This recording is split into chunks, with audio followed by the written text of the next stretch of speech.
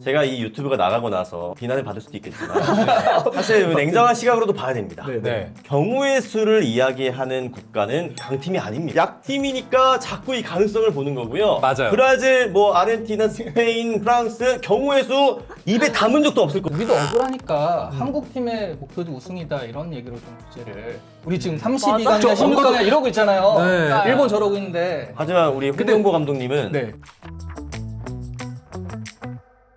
안녕하세요. 노블레스연 경광현 본부장입니다. 오늘의 인사이트 노트는 녹화일 기준으로 내일이 대한민국 대표팀의 조별 예선 1차전이 이루어지는 날이거든요. 월드컵을 맞이해서 게스트분을 여러분을 모셨는데요. 자기소개 좀 부탁드릴게요. 네, 안녕하세요. 저는 2002년에 태어난 월드컵계 선물 아나운서 김민희입니다. 잘 부탁드립니다. 네, 반갑습니다.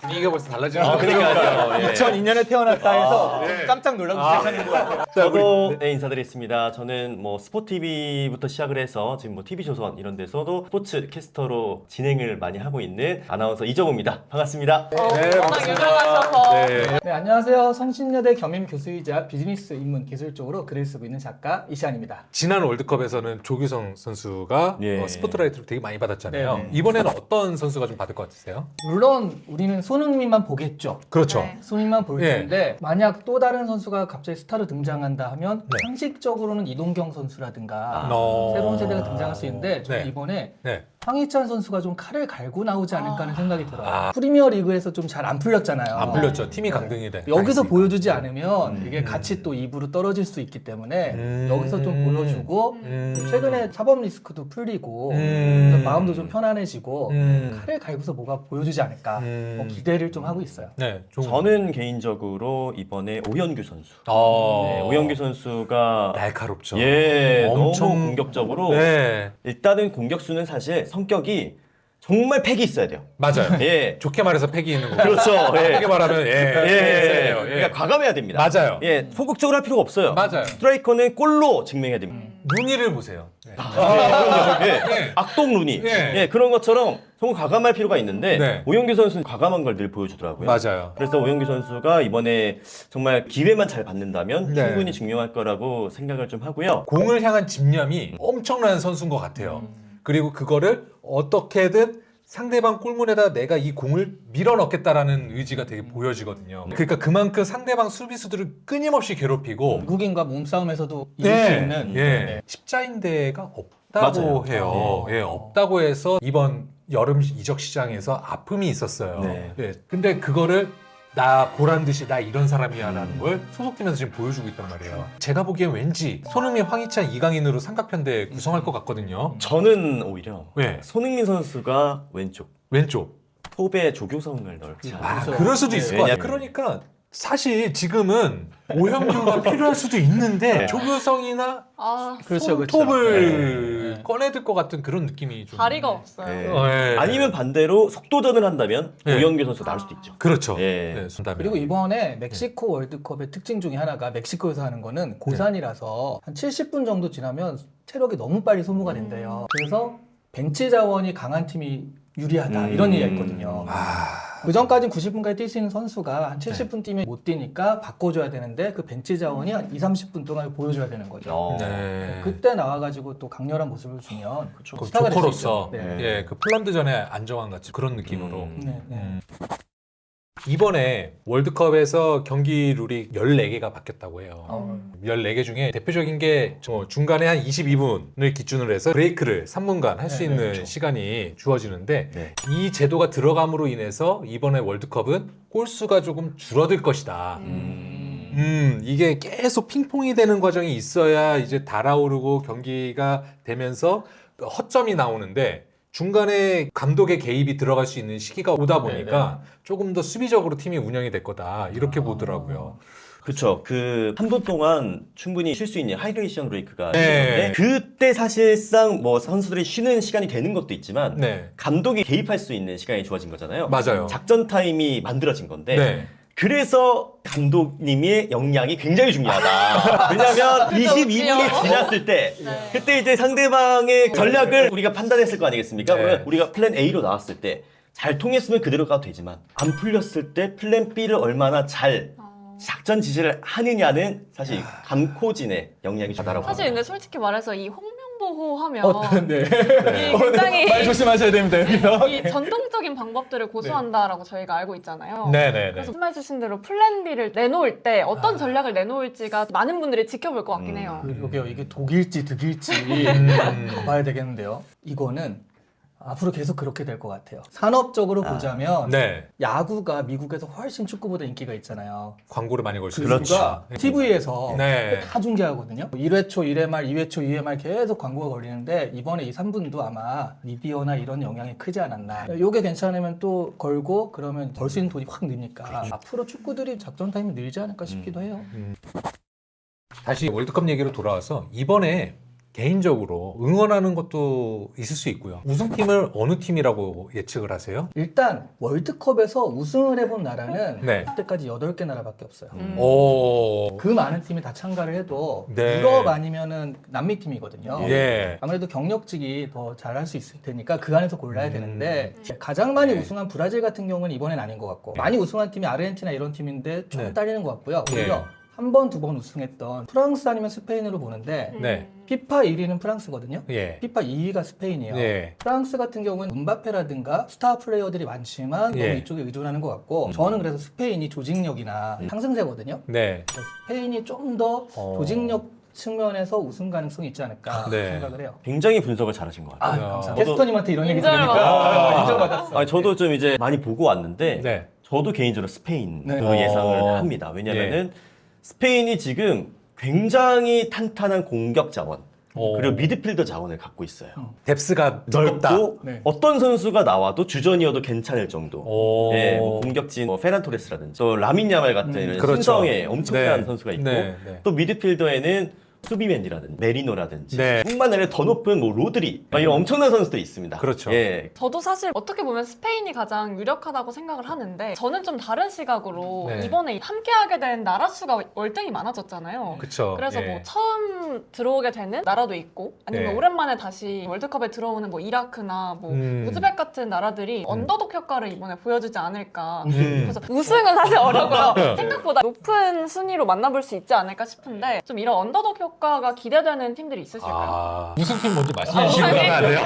공수가 좀 잘 돼 있는 스페인이 그래도 유력하지 않을까. 오. 지금 벌써 스페인이 세 그리고 세 표예요. 표예요. 이러면 안 되는데 예. 한 번 좀 다른 다른 거 하나, 다른 예. 저는 원래 잉글랜드를 지금 생각을 하고 있어요. 두 가지예요. 네. 잉글랜드를 응원하는 거는 제가 EPL을 좋아하기도 하지만 잉글랜드의 마지막 우승이 66년이에요. 예. 딱 한 번밖에 못했어요. 네. 60년이 흘렀거든요. 우리가 60년이라고 하면 환갑이라고 합니다. 사이클이 돌아가. 그래서 원래는 120년이 되어야 되는데 120년 너무 길고 60년에서 잉글랜드가 우승을 했으면 좋겠다 하는 팬심이 있고요. 네. 그다음 말씀하셨던 것처럼 네. 선발과 비선발의 격차가 되게 좁아야 되거든요. 네. 뱀의 머리 아니었어 했더니 미넨 가서 어. 떳떳하게 보여줬던 해리케인이 있고요. 그렇죠. 예. 그다음에 부카요 사카 날카롭거든요. 아, 네. 예, 날카롭잖아요. 예. 예, 그런 게 좀 이번에 많이 기대가 된다. 약간 있고. 근데 사실 조금 저는 걱정이 됩니다. 음. 정통 스트라이커로는 케인밖에 없어서.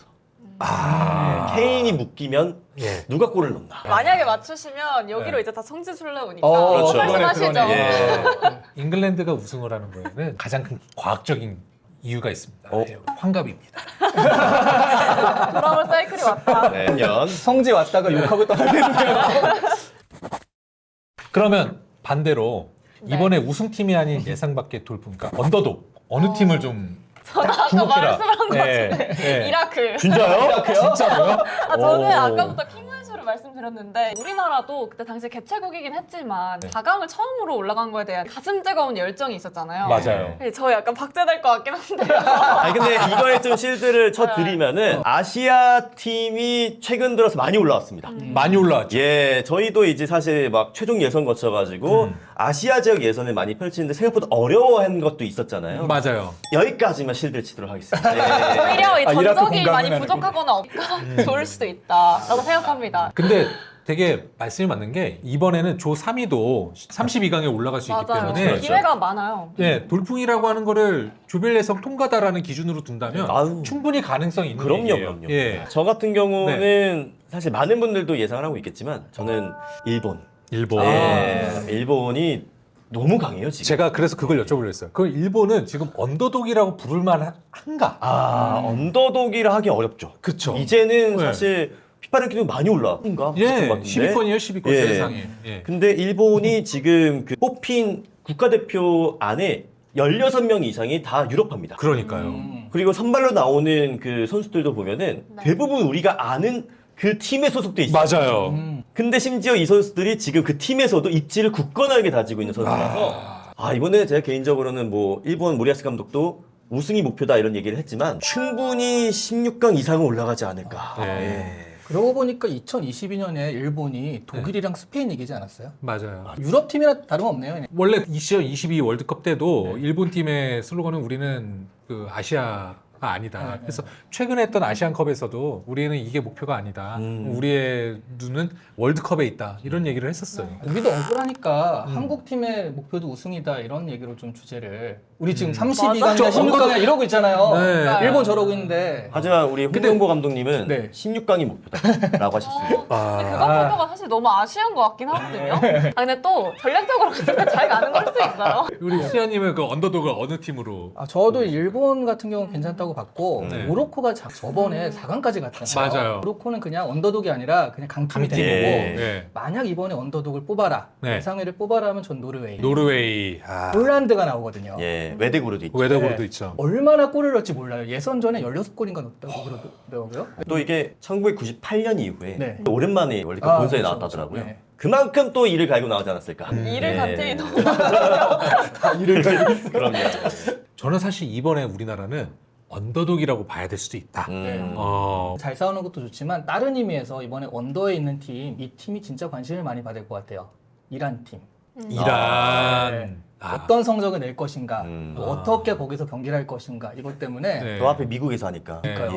선수들만 들어가고 단장도 못 들어가고 그랬었다고 그랬잖아요. 네. 관중 못 들어온대요. 그러니까 예. 다 취소해줬다고 하더라고요. 예. 네. 이란이 과연 어떻게 할 것인가 너무 궁금하긴 하거든요. 네. 제가 또 경제방송을 주로 진행을 하는데 어, 매일 네. 그런 얘기를 하고 있거든요. 네. 뭐 트럼프 대통령 네. 이란에 어쩌고 얘기를 하면서 오늘도 뉴스 하나 있었잖아요. 맞아요. 네. 이제 이따가 하러 갑니다.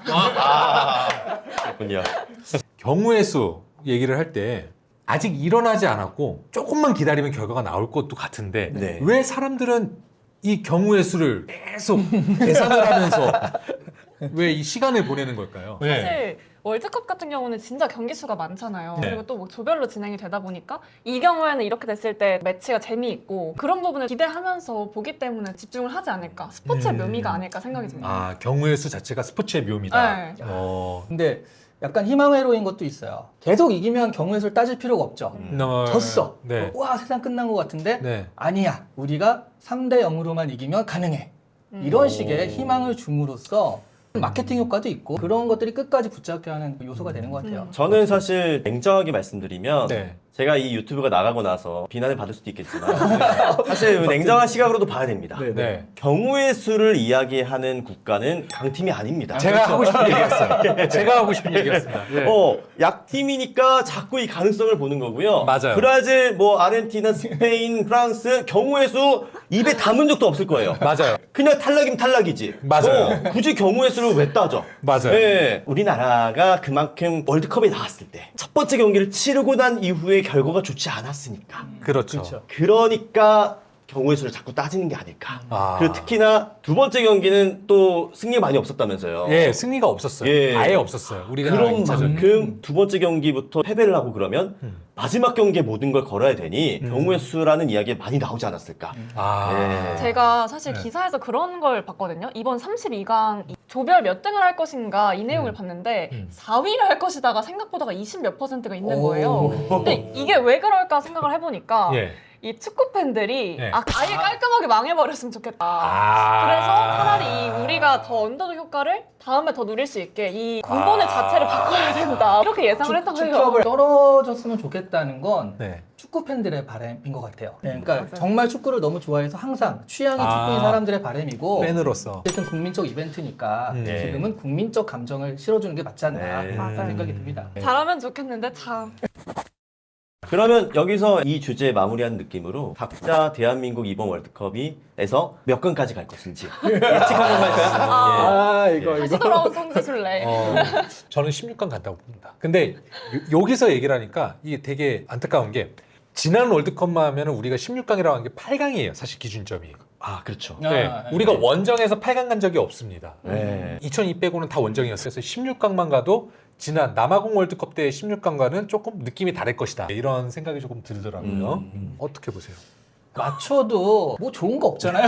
네. 일센이 있는 것도 아니고 차라리 그냥 확 질러버리는 게 나중에 성지순례라도 네. 그렇죠, 될수 그렇죠, 있게 그렇죠. 저는 8강. 와. 8강 갑니다. 8강. 일단 지른 거예요. 네. 딱히 과학적인 근거는 없지만 그냥 예. 어떤 믿음적인 근거. 네, 8강.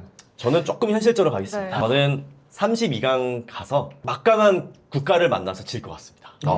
왜냐하면 이번에 조 3위에도 올라갈 수 있잖아요. 근데 조 3위로 만약에 올라간다 하더라도 엄청난 팀들을 만날 거 아니겠습니까? 네. 또 조 1위를 해도 꽤나 강한 국가를 만난다는 그런 경우일 수도 있더라고요. 그래가지고 좀 쉽지 않지 않을까. 아 이제 32강, 16강, 8강 나왔으니까 조별 탈락 남았어요. 다들 저한테 왜 그렇습니까? 저는 그 둘 중에 하나를 고르면 저는 4강 하겠습니다. 이거를 하나 올릴 수가 없으니 내 거보다 강력한 성지순례. 겹칠 수는 없잖아요. 우승 가겠습니다. 요것만 내보내주세요. 요것만. 이번 월드컵이 특별하다고 느끼는 어. 이유가 있다면 한 가지 뭐가 있을까요? 일단 세 개의 국가가 하는 거기도 하고 네. 이게 스폰서가 굉장히 많이 붙잖아요. 네. 그래서 우리나라 성적이 어떻다라고 따지기 이전에 굉장히 어쨌든 규모 큰 월드컵이 진행되지 않을까가 좀 기대가 되고요. 좀 우리나라에서 얼마나 흥행되는지 여부보다도 네. 이 월드컵 규모 자체가 커진 거에 대해서 얼마나 파급력이 있을지가 저는 또 관전 포인트인 것 같습니다. 저는 국내의 이런 정시로 좀 보자면은 사실 얼마 전에 또 지방선거가 있었는데 이 월드컵으로 인해서 경제, 정치 다 나오네요. 오늘 굉장히 좀 더 조심스러운 하나가 될 수 있는 네. 그런 계기가 됐으면 좋겠고요. 그리고 또 이번 월드컵이 또 특별한 게 네. 규정이 바뀐 게 굉장히 많아요. 맞아요. 예, 맞아요. 이 바뀐 규정들을 얘기하면 너무 길어지니까 간략하게 말씀을 드리면 네. 시간을 지연하는 행위에 대해서 심판이 경고를 꺼내거나 아니면 골키퍼가 8초 이상 쥐고 있으면 코너킥을 준다든지 네. 이런 규정이 좀 생겼습니다. 우리가 이제 축구를 볼 때 가장 지루해할 때가 시간 끌 때잖아요. 맞아요. 짜증날 때도 시간 끌 때고. 맞아요. 근데 이런 게 좀 많이 사라졌으니까 좀 더 재밌게 볼 수 있는 월드컵 되지 않을까 네. 이런 생각은 좀 듭니다. 저는 이번에 가장 핵심은 손흥민과 이강인인 것 같아요. 그러니까 한국의 세대 교체가 일어날 수 있는가? 다음 월드컵도 우리가 손흥민 나이가 좀 있어도 뭐 손흥민 이렇게 할 것인가? 아니면 이번에 이강인이나 김민재 같이 세대 교체가 이루어질 거야. 요거를 볼 수 있는 월드컵이 아닐까 싶어요. 사실 그런 말도 있잖아요. 뭐 박수 칠 때 떠나라 이런 말이 사실 손흥민 선수한테 좀 부담이 될 거라고 생각이 들거든요. 네. 예측 상황으로는 손흥민 선수의 뭐 마지막이다라고 얘기를 하지만 본인도 이제 아는 것 같아요. 내가 잘 해내야 우리나라 국가대표팀이 빛을 볼 것이다 이런 부담감도 좀 있는 것 같아서 떠날 필요 없어요. 맞아요. 계속 잘해주기를. 아니 그러니까 떠날 필요가 없는 게 지금 손흥민 선수가 다음 월드컵 때 38 정도 된다고 그러더라고요. 네. 이번에 메시가 38이에요. 맞아요. 네. 호날두가 41살인데 지금 예. 참가했거든요. 네. 그러니까 다음에도 참가할 수 있는데 에이스냐 아니냐 요 문제가 있는 거죠. 그래도 클래스는 죽지 그렇죠, 않으니까. 그렇죠. 예. 메시 아직도 잘해요. 저는 이번 월드컵이 특별하게 느껴지는 거는 차범근의 시대 이후에는 뚜렷한 유산이 없었어요. 그러다가 2002년에 박지성이 나왔고 그러고 나서 박지성부터 손흥민까지 이어진 느낌이었는데 그럼 이 손차박 이후에 우리나라의 축구를 대표하는 스타가 누가 될 것이냐 했으면 바램은 이강인 선수고요. 네. 근데 벌써 이강인 선수가 26살이에요. 아. 예, 그러면 이 손흥민 선수가 함부르크에서 그 주목을 받을 때가 20세, 21세 이때였거든요. 지금의 20세, 21세 선수들 중에서는 많이 언급되는 선수가 없는 것 같아요. 다만 얇게 넓게 되는 것 같아요. 배준호 선수도 있고 양현주 선수도 있고 그런 부분에서 저는 어떻게 보면은 한 시대가 저무는 거를 느낄 수 있는 월드컵인 것 같아요. 그래서 약간 저한테는 떠오르는 해가 아니라 지는 해를 보는 느낌이에요. 이번 그래요? 월드컵은. 예. 해가 져야지 다음에 또 떠요. 제가 하고 싶은 네. 그거였어요. 네, 그래서 다음에 뜨는 해가 발견될 수 있는 네. 그런 월드컵이었으면 좋겠어요. 희망차게 끝내셔야지. 그러니까요. 지금 이거 갑자기 제 이망이 어떡해요? 월드컵 얘기를 하겠습니다. 하나 올릴 수 없어.